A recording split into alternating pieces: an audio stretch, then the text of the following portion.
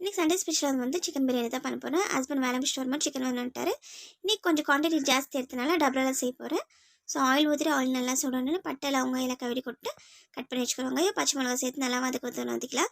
நல்லா ஒரு golden brown பண்ண வந்தோடனே நம்ம 2 டேபிள் ஸ்பூன் சில்லி பவுடர் சேர்த்து நல்லா மிக்ஸ் பண்ணிக்கலாம். புதினா கொத்தமல்லி கட் பண்ணி வச்சுக்கிறேன். பத்தியும் சேர்த்துட்டு இஞ்சி பூண்டு பேஸ்ட் சேர்த்து நல்லா மிக்ஸ் பண்ணிக்கலாம். இஞ்சி பூண்டு பேஸ்ட்டோட பச்சை வாசனை போன பிறகு கட் பண்ணி வச்சுக்கிறேன். தக்காளி சேர்த்து நல்லா வந்து மிக்ஸ் பண்ணிக்கலாம்.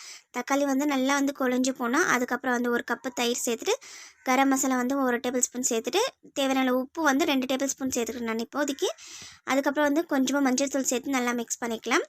நல்லா மிக்ஸ் பண்ணிட்டு நம்ம வந்து வாஷ் பண்ணி சிக்கனை சேர்த்துக்கலாம். சிக்கனை சேர்த்துட்டு ஒரு 5 மினிட்ஸ் வந்து அந்த மசாலாலே குக் ஆகட்டும். அப்போ தான் வந்து சிக்கனில் வந்து நல்லா மசாலா ஊறும். தண்ணி ஊற்றிட்டு நல்லா வந்து மிக்ஸ் பண்ணிட்டு மூடி போட்டு வேக வச்சிடலாம். நல்லா கொதி வந்த பிறகு அரிசி வந்து 20 மினிட்ஸ் நல்லா கழுவி ஊற வச்சு எடுத்து வச்சுருக்கேன்.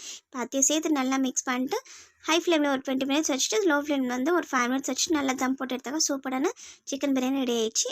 65க்கும் வந்து மசாலா தடவி எடுத்து வச்சுக்கேன். பார்த்தியும் ஆயிலில் போட்டு ஃப்ரை பண்ணிக்கலாம். சுட சுட சிக்கன் பிரியாணி ரெடி ஆயிடுச்சு. ரைஸும் நல்லா உதிரியாக இருக்குது. இது கூட சிக்கன் 65 எக்கு ரைத்தா வச்சு சாப்பிட சூப்பராக இருந்துச்சு.